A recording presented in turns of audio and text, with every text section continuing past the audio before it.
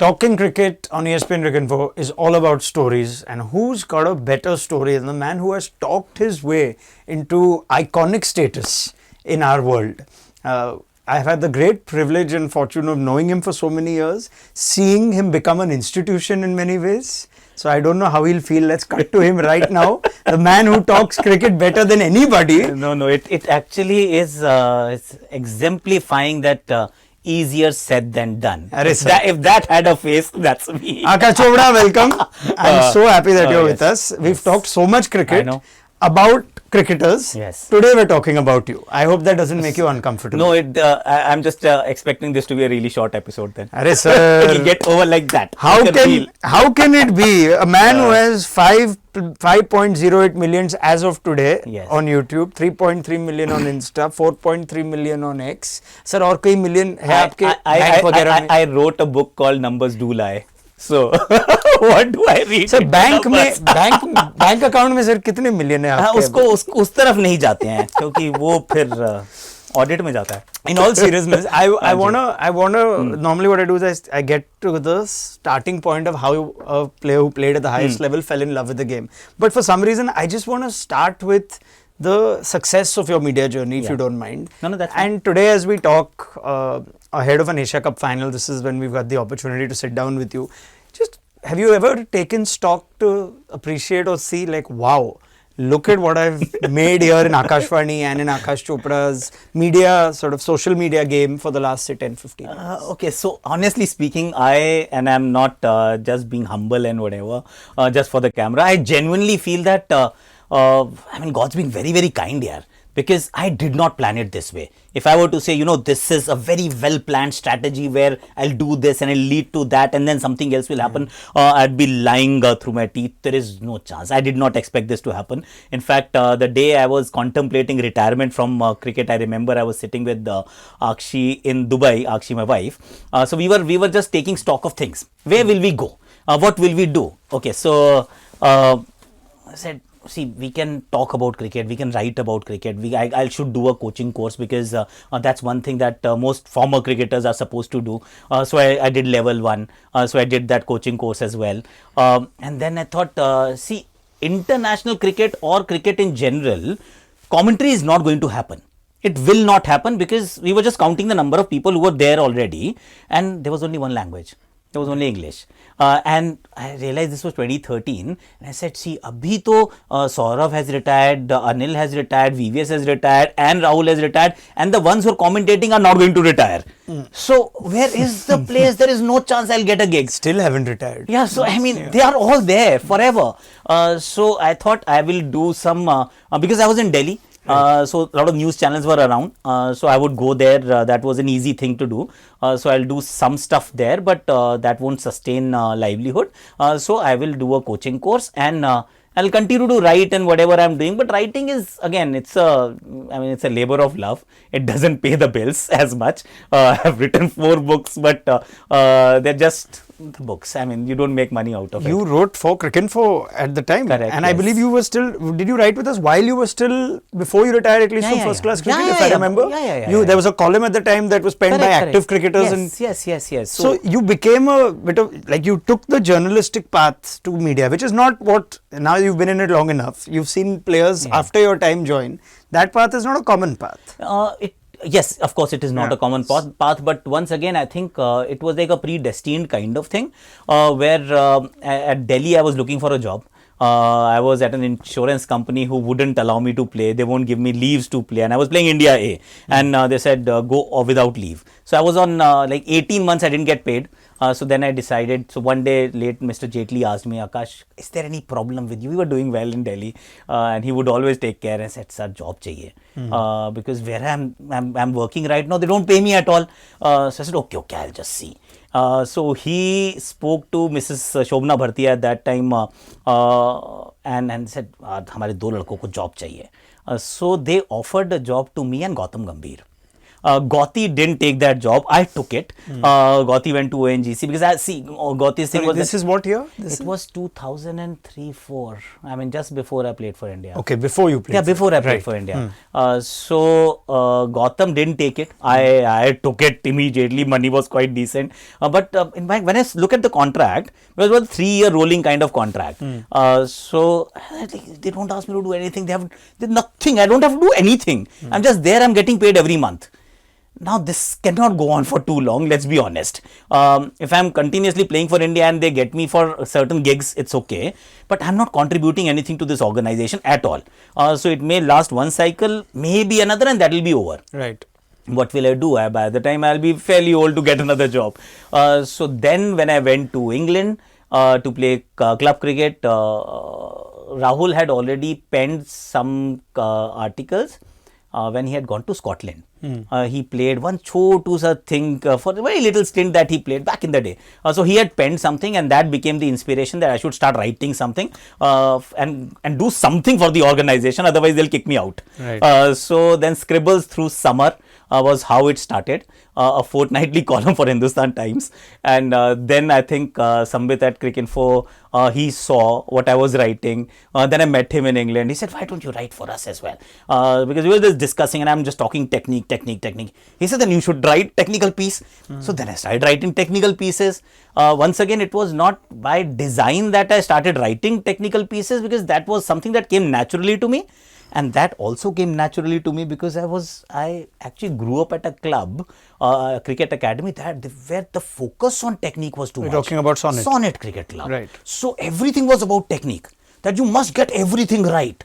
So I had a fair idea of how to get it right. Whether I could do it or not, I don't know. But I knew, okay, these are the mechanics. And I started writing like that. So even as a young cricketer, even as a domestic cricketer, before you played for India, this technique acumen, this mechanics obsession, the science of the game, you were very confident about your view of the game even then, without having actually played for India. Yes. In fact, that might be true for everybody who played for Sonnet Cricket Club at that point in time. Right. Because Ustadji was really focused on getting things right. And the reason was that if you played for Sonnet, the general perception, and it's maybe not the perception we were told in as many words, you'll get one chance. You will get only one chance. If you're technically compact, that one chance you'll make it count. If you leave anything to chance, that is your only chance. You just blow it up and you're done. So all of us at that point in time were quite deeply focused on the technique of the game, so that when there is this ultimate test, you get an opportunity to play for Delhi at whichever level, you will make that one chance count. So Ustadji, of course, for viewers who are perhaps not aware, is the legendary Tarak Sinha, who has coached many cricketers on the men's and women's side. Aakash included, Ashish Nehra, Anjum Chopra, Rishabh Pant. I wonder what Rishabh Pant's sort of technical... I mean, imagine. I mean, but that's the quality, like that's the beauty of the coach who coached me and Rishabh Pant. I mean, imagine. Ajay Sharma, Manoj Prabhakar, Raman Lamba, Sanjeev Sharma, Atul Vasan, I mean, Bhaskar Pillai, the list is, I mean, it's a long list. I think there was a year where ESPN Cricinfo also, I think, gave him a contribution to cricket award very many years. He's received many awards by the BCCI. So this is really one of the doyens of coaching at the grassroots level. Correct. And that's, so you are, in many ways, you're learning two things here. One, you're learning to play the game, which you would go on and play for India. The other is, you're being filled with knowledge, which in your case, through your skills of articulation, has become your industry or your livelihood. Yes, actually. So one thing led to the other is what I'll say. Even while playing cricket, I used to keep a diary on a daily basis what I was doing. So how many times I was dropped. Recently, that diary came to light. My dad found it. He said, what do we do with this now? I was like, wow. I was like 15, 16. So what is in this diary? And every game that I played, I would write that this happened today. Where so you journaled your I did. I did club career also. Yes. Wow. So every time that I got dropped twice, I was playing across the line and things like that. I was writing all of that at that time. So then one thing led to the other, where then Hindustan Times happened. Again, not by design, just happened. When I went to England, then I realized that if I have to write, I must also read. I had plenty of time. So I got the membership of a local library. I started reading so much that Again, I may have been okay at studies, but I was just going to ask you, what kind of student were you? I was a very good student actually. Yeah. Outstanding, because I had this photographic memory. I could remember things, and that's how you could crack CBSE. It was outstanding. Cut karke. I actually topped my 12th also. I got a scholarship for studies. That please carry on, keep studying. I mean, of course, I was not going to.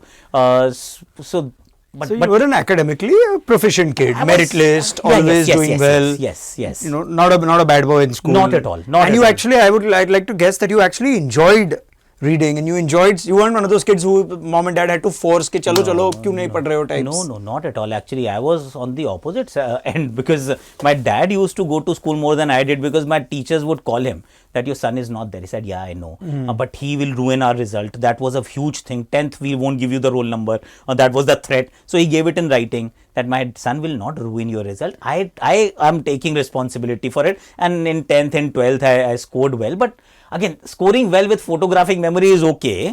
But then actually to write, they're two very different things, I realized. So I read a lot of fiction. I read J.K. Rowling, all 7 books, one after the other. Wonderful. Oh, it was beautiful. I mean, Harry Potter is still like right up there.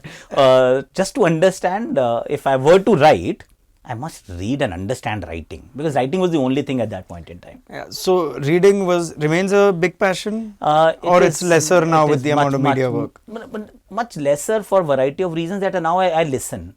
So I consume a lot of intelligent content. I would still, but again, I listen. I've moved to audiobooks. I'm very curious with this, the young Aakash journaling his cricket club days as well, which I guess would put you in a unique category. I don't think a lot of the boys, this wasn't homework given by Ustad ji. No, it wasn't. It wasn't. No, not at all. And from the years that I've had the good fortune of working with you, I can share one thing, that Aakash Chopra, I've had great fun working with him, but we've had maybe the occasional meal, must be somewhere down the line, but we've not really gone out for drinks or done. Every time we meet, we talk cricket. Yes, correct. So I'm trying to think here that actually, even outside of cricket, your interest remained cricket. For the longest time. While I was playing, yes, it was all about cricket and nothing beyond that. I mean, even except say J.K. Rowling, because I wanted to understand how to write. Most of the books that I also read at that time, and I read quite a bit, were all like focused on getting better as a cricketer. So whether it's Andre Agassi's Open or Nasir Hussain's Meeting Fire with Fire and whatnot. I mean, or leadership and then quite a few sport books, or self-help books, even self-help books actually, like tough times don't last, tough people do, and all those kind of things. To connect you back to the amount of content that you also produce, which rivals, I am happy to say, on our platform, which rivals a platform like ours also. Because whether we have we're covering it in a certain way or not, we know Akash Chopra is doing it on his platform for sure. So your appetite to even consume cricket is, would you say it's like a bit extraordinary? I mean, it's more than the average person, far more than even the intelligent fan. Not really, actually. I'll tell you, I've over the years I've become smarter. I have a family, young family, and I spend too much time with my kids as well.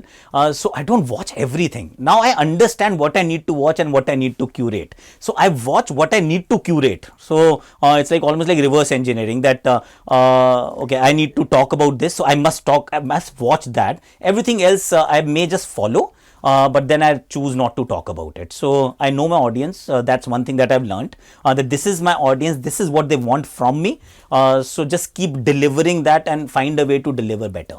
Since we've gone there, I think we're going to go a little bit back and forth, but I don't mind it. It's like one of those good movies where nice, suddenly it's flashback young Aakash and then you're connecting it to older Aakash.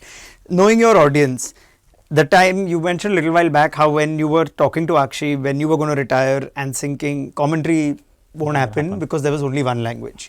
Then came another language. Correct. And Hindi, it's not like it wasn't around. All India Radio Hindi commentary was around for years and years and years. But Hindi as mainstream TV broadcast, as a medium, as a feed, just your initial impressions when it started and now when you look back at it, it almost changed the game. Yes, absolutely. Again, a God-sent opportunity. And once again, one thing led to the other. So I was writing for Cricinfo. So I was writing these technical articles, and then there was a game that, or there was a show that Star Sports had planned at that time, went by the name of Not Star Power, was it? Star Power, of course. Star How can I Power. forget? Star Yeah. Power. So Star Power, they wanted a guy who had a deep analytical mind and whatever, and they wanted him to be an in-house resource. So then that opportunity came to me because the person who was hiring had gone through my articles and said, okay, this is the guy. I've zeroed in. This is the guy that I need. Who is the person? Jasdeep Pannu. Okay. So Jasdeep was there, who said, no, you have to come for us and you have to work for us. Come to Mumbai. Can you actually move to Mumbai? So that I came to Mumbai not knowing that I'll be actually commentating at that time. I came to Mumbai to work on a show. I moved baggages, like bag and So you baggage. shifted cities. I did. At that point itself. Yes, straight away. I mean, Jasdeep Pannu has also worked Yes, for very many years with yes, us at Cricinfo, just yes. for the benefit of our viewers. But that just happened. Like he told you have to be based in Mumbai. Correct. At that point, it So was big like Hindi call. was starting. Big call actually, because but one thing I learnt is that if you don't get out of your comfort zone, you'll never actually get to know what could happen. So I moved from Delhi to Rajasthan. I ended up winning 2 titles for Rajasthan, only 1 for Delhi. I mean, suddenly this is like, wow, it is beautiful. You've written one of your Another 4 books. Another on book that, happened. yeah. So that was beautiful. Then moving from Delhi to Mumbai was a tough decision. I mean, you can't just move baggage. Yeah. It was also a 1-year contract. I mean, 1-year contract, you could still stay here and go back and whatever. Again, my younger one was my elder daughter actually. Yeah, Elder you only had the one kid just at one that daughter. time. Yeah. Yeah. So my daughter was only 9 months old. Wow. So for us to move to a new city, Akshay and I with a 9-month-old was going to be tough. But I said, okay, let's do this, because the whole idea was, if I'm working almost every day, then I need to be close to my family. I can't just be staying in a different city and family is growing in a different city. That's not going to happen. So that was the time I gave up cricket as How well. much thought and time went into this decision, or was it sort of instant? Not much. We knew that, okay, this needs to be done. So a senior executive like Jasdeep at Star tells you, we're going to start this show, we need you to be in-house, you're the guy. At that time, wasn't an offer of employment, was it? No. It was again just like, we'll use you for so many episodes in a week or whatever. Yes, so it was like an annual thing, like just 1-year contract. Okay, so with a so 1-year many contract. days, with so many, like lots of days, but 1-year contract. And you decided, Yes, you I had have to family come. support there. Akshi was Yes, he was keen. on board completely. So hats off to her. Once you did come here though, the thing that I would like for people to know is just how enterprising you are. And we tend to have our opinions on broadcasters and commentators on how much we like them, don't like them. Very few people actually get to see the amount of work that goes behind just putting content out. And who do you put content out for? For people at the end of the day. Correct. And I can say this without a doubt, and I don't think this is offensive to any other cricketer that I might have worked with over here. Your drive for putting out content is second to none. You could have, these are long days and sometimes unforgiving days in studios, with TV, with digital, with Hindi, with English, with social. Yes. Sometimes you are asked to do content which has nothing to do with the series you're working on. Correct. And all that. And I've heard this from multiple people in the industry that you're always up for it. You're always a pro. And then you go do your own sort of work. So that again happened. Once again, it was not by design, Raunak. I'll be very honest. It may sound like I'm being too modest, but it did not start like that. When I moved to Mumbai, so I moved to Mumbai and then I stayed on for after a year as well. Again, that was a slightly difficult call to make because Star had said you can go back because we're shutting down this show. And my Hindi commentary career hadn't taken off properly till that time. So the choice had to be made. So we decided that let's stay put for another 6 months if I get enough work, because Star had said that we'll give you work. It's just that this show does not exist, so we don't need you on a daily basis. Yeah. And this was never going to be an employment. So it was not like a betrayal that you got me here and now you're sending me back. I mean, these are the dynamics. You become a freelancer. So fair enough. But they said that we'll give you work. So I said, okay, fine, let's stay for 6 months. And let's see how we go from there. So I spoke to, I mean, again, because you've taken a couple of names, Sundar was the guy I spoke with because you know him. He said, Akash, 6 mahine ruk ja, dekh kya hota hai, you never know. Sundar Iyer. Iyer, yes. So then I said, okay, fine, let's stay for 6 months. I got enough work in 6 months with Star and elsewhere.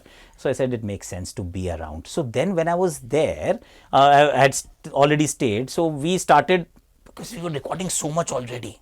I said, yeah, can I just record 5 more like questions for me, 5 little things for me. So the guy who would come to my house, because that's what Star Power and other things were happening, that you used to record so much. So I didn't have a team or anything. So the work you were doing for Star. Yeah. So I'm just trying to get there. Yes. Where was Akashvani? Where was Akashvani born? It was born. Okay, first it was born in 2018 February. That was the time it was born, and it was born because I was already recording so much that I thought, okay, might as well record something for myself.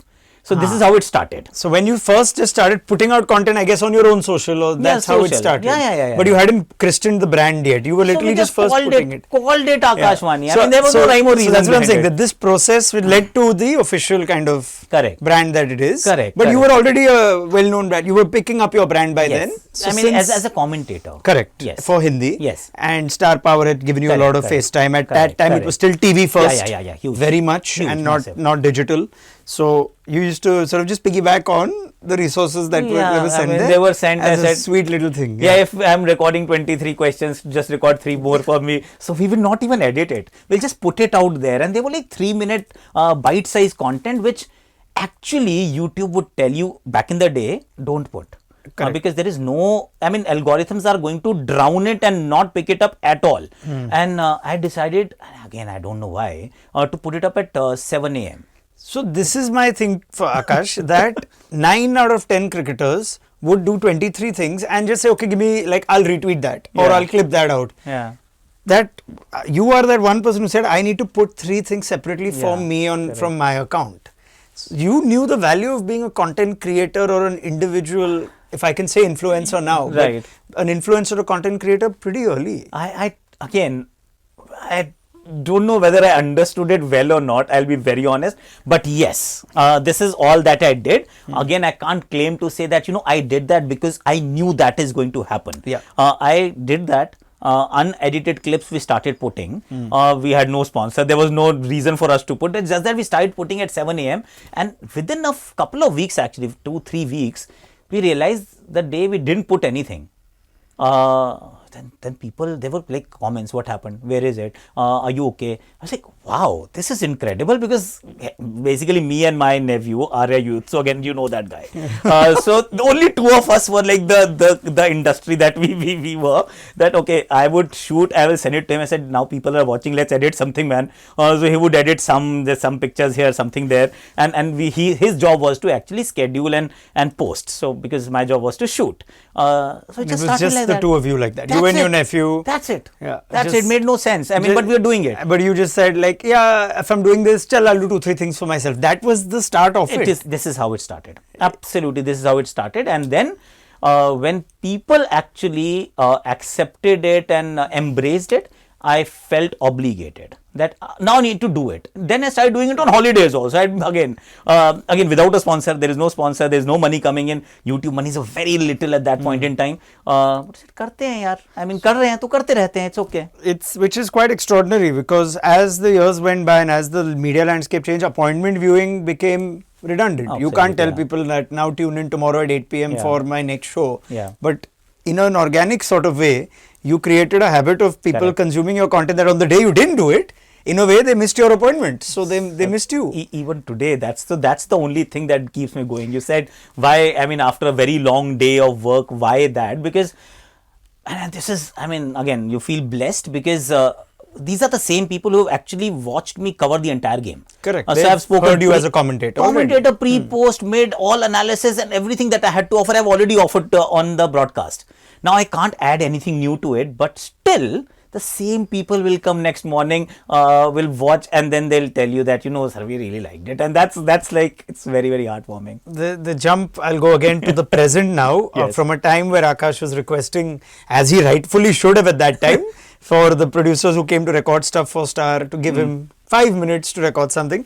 Today, Team Aakash Chopra constitutes of how many people? I mean, we have, 10, 12 people minimum at all times. From you and your nephew to those guys, you've come to about 10 to 12 full-time people. So, wow, I think that is Because firstly. we create a lot of stuff. You've created employment for 10, 12 people also. No, touch wood. I mean, they're hard work as well, because these are unforgiving hours that we work. So everybody has to really invest deeply and care deeply, because we don't even also have those kind of pockets that we can pay the salaries that maybe corporates pay. So we also hire young people who are driven, or who are happy to stay awake through the night and still put up content. These years have made this is at the back of being a very enduring, recognizable voice as a Hindi commentator. When we didn't really have the Hindi commentary space in TV, and then it started coming out, and then lines of yours started becoming memorable, which I guess is at many times the way you judge a successful commentator. How many times do people recall his lines? Darshak bane, Fielder, bane Darshak, and all of that, yes. I'm just trying to get through to how you sort of went about becoming a caller or a commentator. How much work did you put in? And so at that point in time, when commentary wasn't happening, even while Star Power was happening, I knew that the natural progression is that I have to be a broadcaster, and broadcaster means I just can't be doing like recorded shows. I need to be on live. I have to go there. But for that to happen, I had to learn, because if I learned how to play cricket, then I must also learn the art of doing whatever new I am doing. And that is where, if you have played only 10 test matches, you understand that, bro, you haven't played 100. So one, they are not going to listen to you if you're not making sense. So you have to talk sense every single time, because for everyone else, once it's coming from somebody who's played so much of cricket, there's automatic respect, and you say whatever he's saying must be right. And there's like a legitimacy to that, because the man has played 20 years or played 100 tests. However, see, 9 out of 10 times, 10 out of 10 times, they're making sense. But for me to make sense, or I have to make absolute sense, and to stand out and stand on my 2 feet, that I have somebody who's a 100 test match player, and I still have to stand my own, because then I need to know what I'm doing and also do it very well. So then I realized that I had a very, very sharp, shrill voice, I realized, and then I used to talk very fast. So I was told that this can't happen. You need to work on it.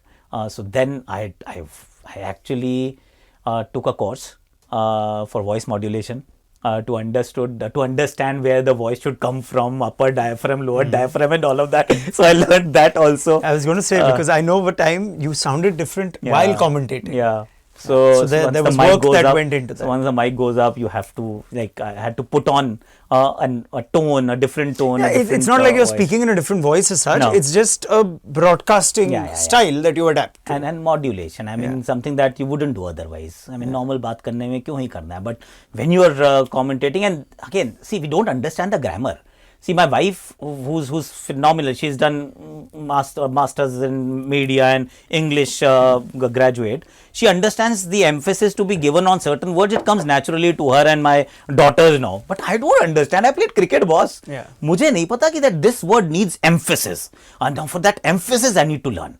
That a sentence must start at the same pace, or whatever pace it's starting, it must finish at the same pace and tempo. You can't tail off. If you tail off, you are not going to make an impact. You're just tailing away, and that's one thing. And so I learned how to voice modulate. Then because again we have already taken lots of names. So Sanjog actually was the guy who said that you need to be. So he gave me 3 things, and they still are absolutely gold dust in that gold standard of commentary. If anybody wants to be, these are the things. Don't be descriptive. Either be because you're not doing radio. You're doing TV. So either you are predictive or you are prescriptive. Don't go descriptive. I mean, as a caller, you still have to call the shot. So that's the only description that you need to make. But as an expert, as a caller, even after that, you need to be predictive or prescriptive. I didn't go prescriptive way because I have not played 100 test matches. So I can only go so far, and then if I have an expert, I'll lean on him. Because even if I know the answer is much better if it's coming from the guy who's sitting next to me. If it's a batting question and VVS is next to me. I mean, it's silly for me to say, I know it ahead where the head should be, but the best presentation of that content piece is if I lead him to it, and then he explains and it beautifully lands with the audience. I can do the prediction though. So my whole game was that, okay, if I can read the game, I can predict what is happening, put my neck out. I could get it wrong many times, but be okay with getting wrong. So that is how I made a little space for myself in terms of how to do it. Yeah. But yes, one-liners and the rest, again, there is this thought behind it. So first it started with middle names. I started giving middle names to players. Correct. And so again, you start doing something, but you don't know whether it's landing or not landing. Very little way to know. And the media that we access to is not necessarily the Hindi speaking media, which is like I'm talking about Twitter, now X, where immediate feedback comes, but that is mostly the English feedback. They're not the general Hindi audience. So Hindi feedback comes very late, and sometimes it comes, sometimes it doesn't. But I called Virat Kohli Virat Run Machine Kohli. So I used to call him, and it's going on. So the whole idea of the middle name was to actually find a name that describes their Just their describes attribute. them. Yeah. The most sort of punching. Chitesh was dependable Pujara. Ajinkya was consistent Rahane. And Yuvraj was Dhamakedar Singh and whatever. So Virat Run Machine Kohli. And one day when I went to, I think it was 2016, Virat was scoring a lot of runs. England test match at Wankhede. He again scored a double century in that game. Oh, there was a big 30-meter banner. Virat Run Machine Kohli. I said, brilliant. It has landed. So there was thought, and that thought was appreciated, and it was acknowledged. So that, and then even with the punchlines and all of that, again, they don't come naturally. You have to really work hard. But what has happened, Raunak, and I again feel very blessed that I played cricket for India. A lot of people don't even recognize the face. I was always under the helmet. Sure. Right. Whether at short leg or batting, and I played only 10 tests. But as a commentator, I have seen banners and posters and whatnot in the crowd for me. And I was like, wow, man, this is nothing short of a blessing, because I mean, what are we doing? We're just embellishing the game. 100%. Not take ourselves very seriously. We're just embellishing the game. We can't do much. I really appreciate you saying things like the work that goes into these lines, because the standard thing I've heard from a lot of even very good broadcasters is, we don't really, it just comes in the moment. Nothing Makes you sound nothing like comes. And I agree completely Nothing with this. comes. You've got to work hard. Every single thing has to be prepared. If you're not prepared, at least I can say it for myself, and that realization happened very early, 2015, Sangakkara's farewell game at Pisara Stadium. I was with another commentator in the comm box. This was an English commentary gig, a language that was not, it's still not my natural go-to language. So the guy actually just put the mic down and said, "You take all yours." I said, "But I'm not prepared for his farewell. He's just gotten out and is walking away. There is an era that's ending in front of my eyes, and I didn't do justice to it. Sorry, Sangha. Sure. That was on world feed, and I, for the lack of a better word, like, I screwed it, man. So I mean, that is when I realized, if you're not going to if you're not prepared, then you will actually be found out. That was one day I realized ki it is.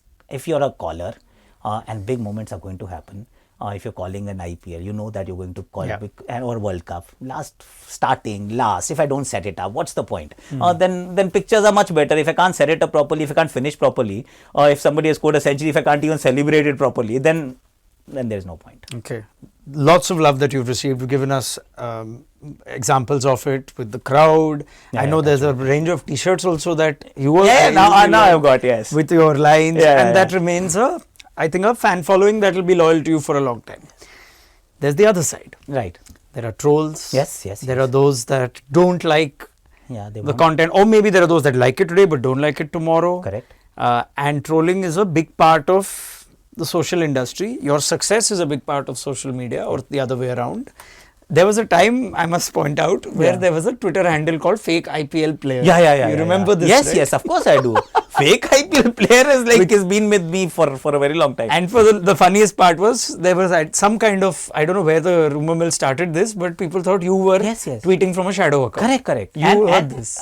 I mean, not just fake IPL player. I mean, the whole controversy was around the KKR camp in South Africa back in the day when there was very limited access in terms of even social media access. He was writing a blog. I was sent back by KKR. Everybody thought this is why he's been sent back. I mean, half the time he was actually, there were just lies. We were in a different city, he wrote about a different city. But there was no way to verify. And at that time, I was like asking myself, because somewhere at that time I'd asked, Akash, will you write a blog?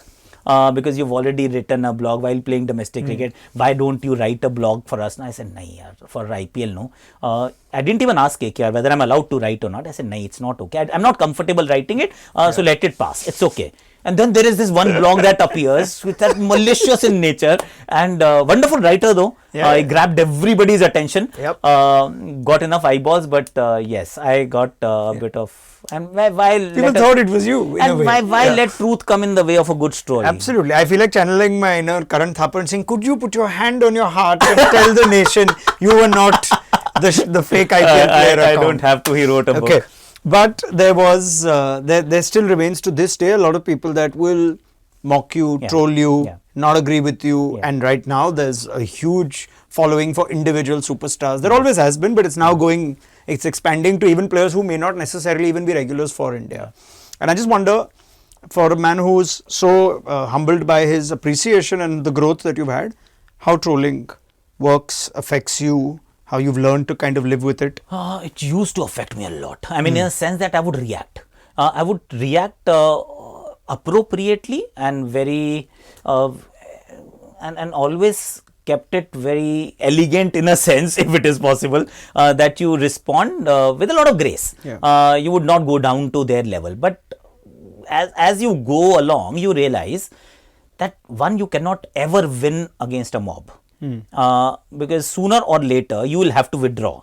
So if you have to withdraw 10 tweets later, might as well not start something, because you cannot carry on over a period of time. So that is just the age, I think, the maturity that comes with age, where you say, I don't want this conflict, it's okay, let it pass. But does it impact? Yes, it does, of course. I mean, sometimes when it is unfair, when it is I'm ugly, sure it's abusive. So that's one thing, because and you've got such a big social media following that naturally even the trolling and the abuse will come in significant chunks. Significant number, yes. And abuse is something that I'm again person to person, I don't abuse in general. Yes, even as a cricketer, I did not abuse.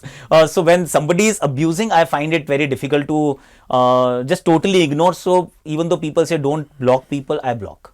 I block because I feel that, okay, this is like my little house. Okay, you're invited, but if you're going to abuse me, then I'm going to like lock the door. So it's right or wrong, I don't know, but that's my mechanism to just, if I see somebody abusive, I just block and I move on. So now I don't respond to them, I just block and move on, because I just can't allow somebody to just keep abusing me for no rhyme or reason. Even if there is rhyme or reason, bhai, I have not gone down that route. I am very civilized in my language, so please be civil. That's all I want. Does it sort of still hurt though, or is it now sort of white noise and you've learned to deal with it? It doesn't. Did it ever sort of hurt, like, oh, you know, I'm making all this content, I'm sort of doing this with the right intentions, but abuse and trolling, etc. Like, does it sometimes make you feel like? Not really, actually. It's never, I mean, weighed me down. No. It may have hurt me a little, maybe a little more on certain occasions when they go after your family. Which happens, right? Yeah, absolutely. I mean, I had to, only once did I have to really, or actually twice, I think, I had to really shut down comments, that stop it. Because it became, first it started with me, then it went to wife, then kids. I said, this is it. This is not allowed. I mean, again, I cannot block 5,000 people.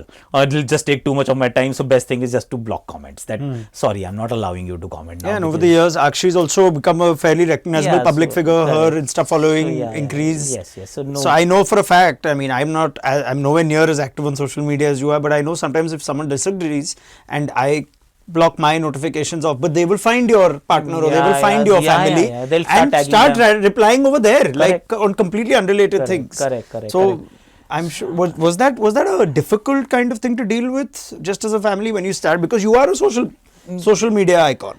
So with that comes that level of magnitude when it comes to abuse and disagreement and trolling also. Well, it didn't reach that stage where you felt so uncomfortable that you felt, oh, it's not worth it. Because see, even now, I'm more regular on certain platforms. I stay slightly guarded and caged on a different platform, because I've understood, okay, there is more toxicity there, there's less toxicity there. If I've created Akashvani, for example, and I've put it on YouTube, there might be a a few abusive or not abusive, actually trolls or whatever you may want to call them, but most people actually are now, if they're commenting okay. So I'm okay there, but other places sometimes, again, the problem also, Raunak, is that there are, so when you're making a 10-minute video, I mean, you can always explain every single point of view that why you're saying what you're saying, but when you're trying to put out a thought in 3 lines, it just triggers a certain fan base, a certain kind of group, and then they go after you, and then it just becomes unbearable. How do you assess how viewership has changed? How people are triggered now versus say how they were say 6, 7, 8 years back, and how does that kind of affect how you put out content? Has it affected how you put out content, or what kind of content you put out? So you need to understand what content actually. So content is something that you need to understand what your audience really wants from you. You do experiment, and then you course correct. If okay, this is something that, say for example, historical pieces. I tried doing that, I realized there's no traction. Then you have to junk it. However much I like them and I want to put them out, but I don't create content for myself. It's not like a narcissistic expedition where I want to make things that give me pleasure, and it's not for me. Then I can talk to myself. Why make content? So if I'm making content, I'm making for somebody else. So understanding content is important, but also this hero worshipping is what leads to a lot of abusive content as well, like comment, rather not content but comment and reactions. So you do know that okay, there is a certain fan following there is a certain fan following there. You don't fall in the trap of actually like appeasing to that fan following, but you can always I mean, you can fan that fire. Something that I would not possibly touch upon as rigorously, because I thought okay, it might be one of the things. Now I may want to dedicate a piece of content because I know there is an audience that is absolutely deeply invested in this particular content piece or this topic. That topic could be the guy, that player.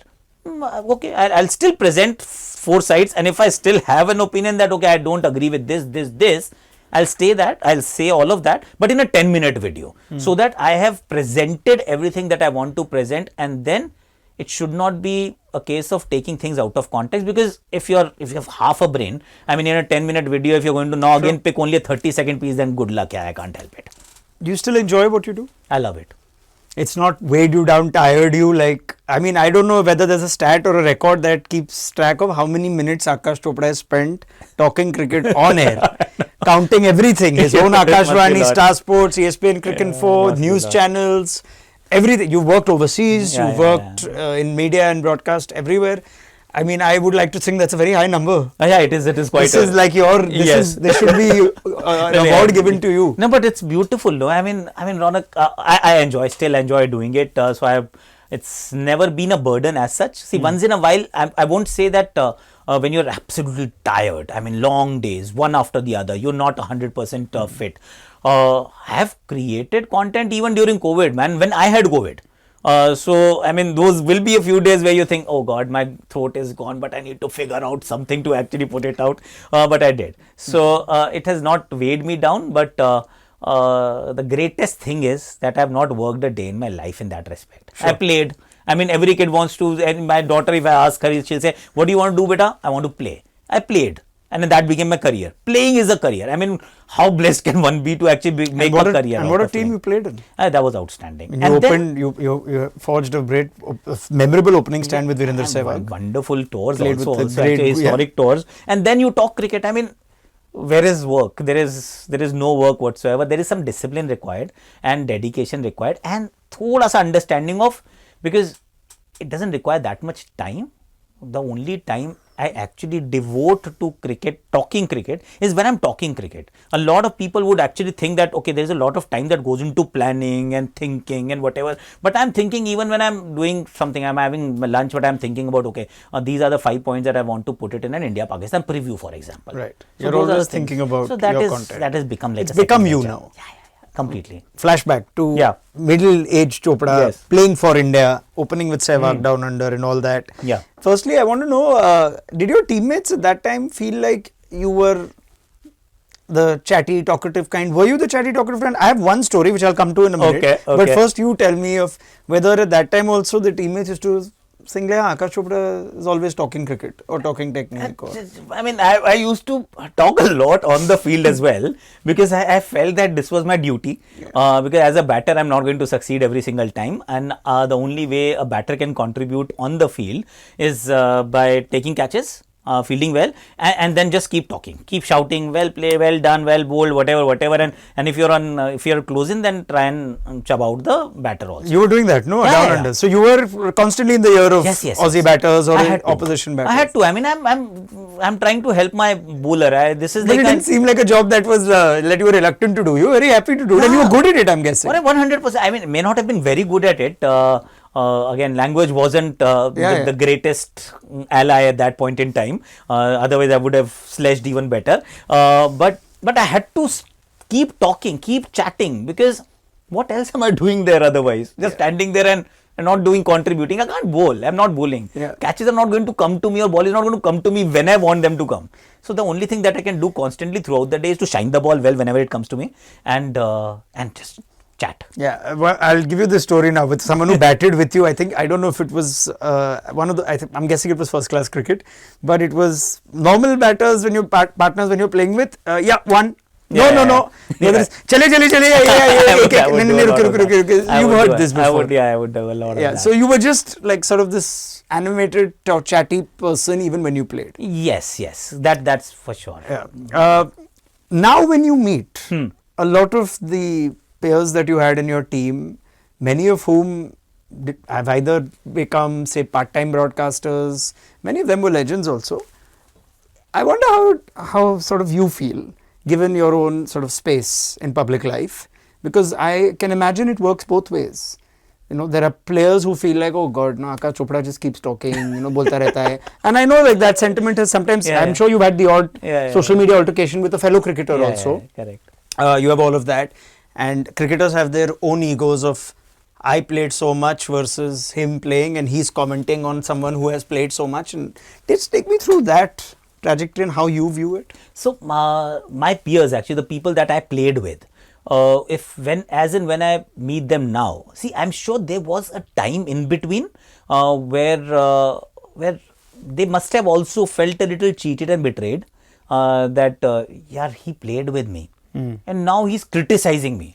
It is his duty to not do it. I mean, he must have felt that. Maybe I would have felt the same way as well.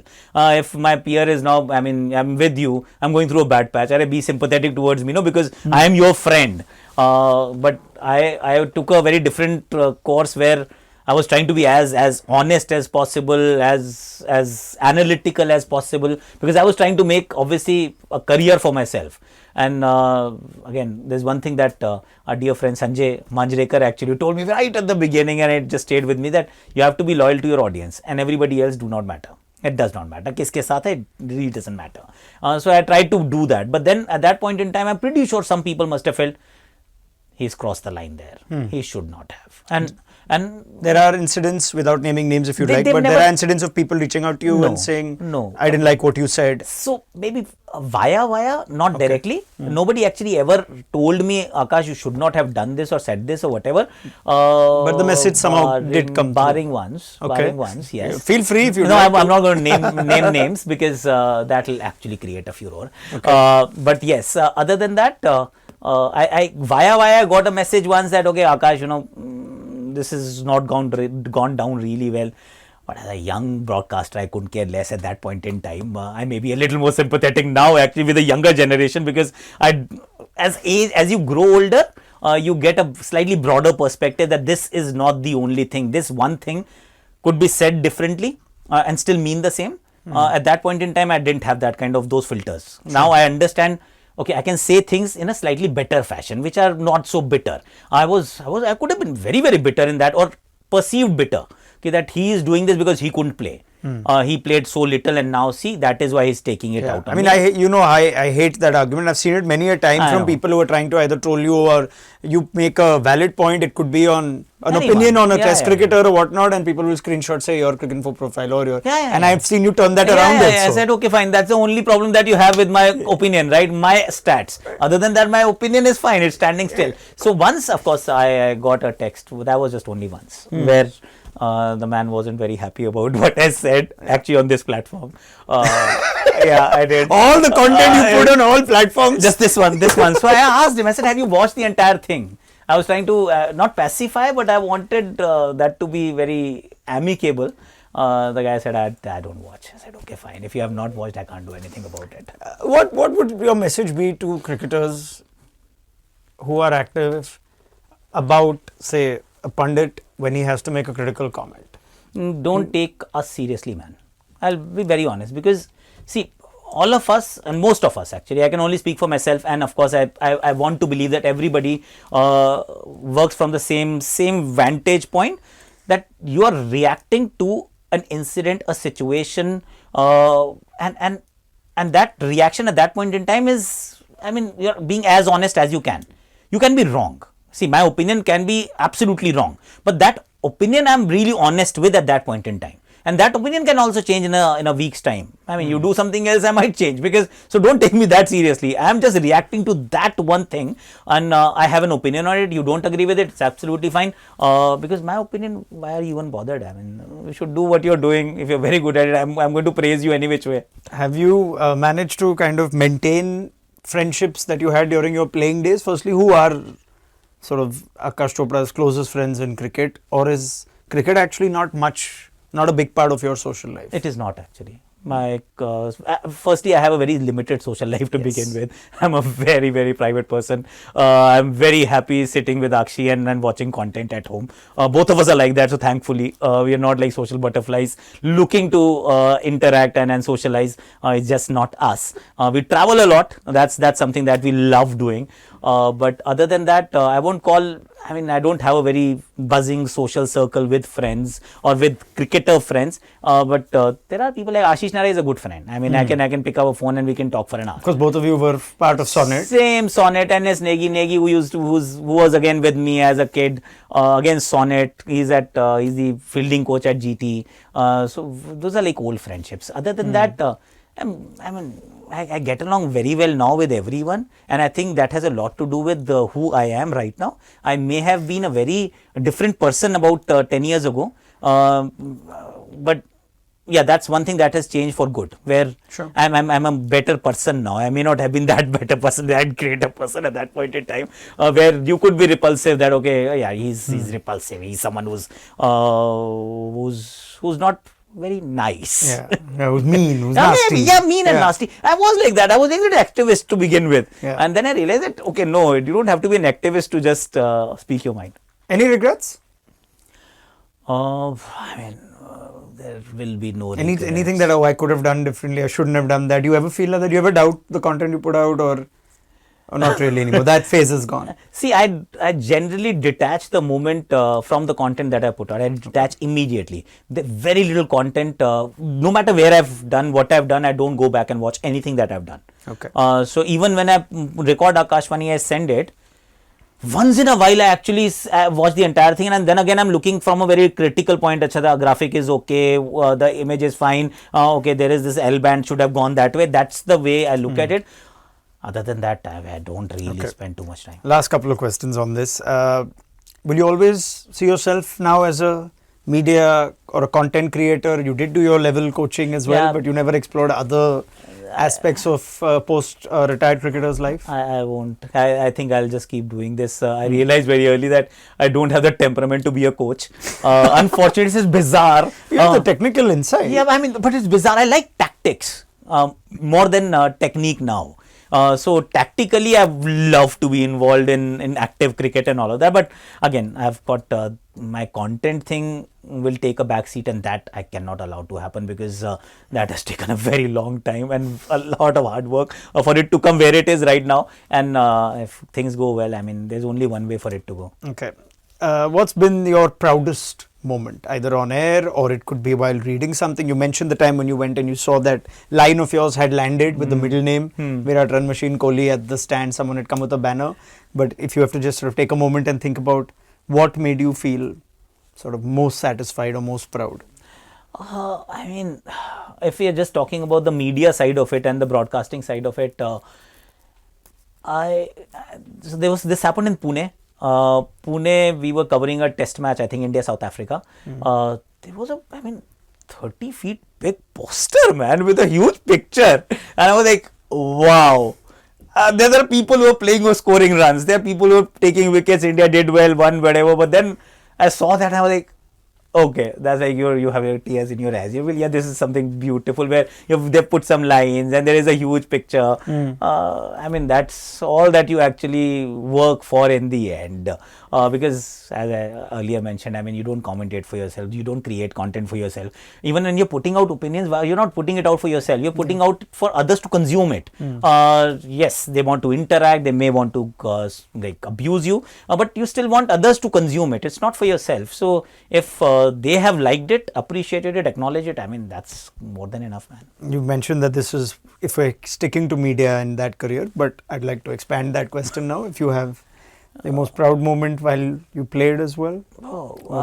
Playing for India would actually be the proudest moment, obviously, because that's one thing that you always play. Why do you start playing cricket? You start for the love of the sport, but then very soon you realize that there is a destination attached to your passion. So that destination is playing for India. After that, those destinations keep changing.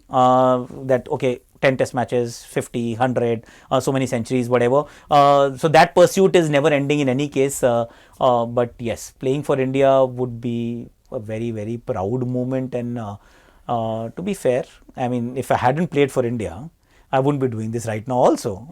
You find it very difficult because not every India cricketer will end up in this position or this profession. But if you've not played for India, then it is that much tougher for you to actually cut it in the media because like it or hate it, there is a little cozy club where if you have played cricket, they allow you an entry, at least they foot in the door. Otherwise, you won't get that also. Don't I know that, sir? Yes. Thank you Yes, so sir. much, Akash. I thought this was wonderful. I hope you enjoyed No, this. it was chat. fun. It was fun. Yeah. Yes. And I wish you all the very best going Thank forward as Akashwani Thank continues to grow. Thank Who you so knows, maybe it will be called Akashwani's ESPN Cricinfo Talking Cricket someday. Well, you never know. We can merge, sir. It is the time of mergers. mergers. Thank you so much, Akash. It was an Thank you so absolute much. pleasure. Thank you so much. Akash Chopra, as recognizable a voice as there is in cricket broadcast and a friend of this platform, it has to be said. It was so much fun talking cricket about Akash's journey here on ESPN Cricinfo Talking Cricket. Hope you enjoyed it.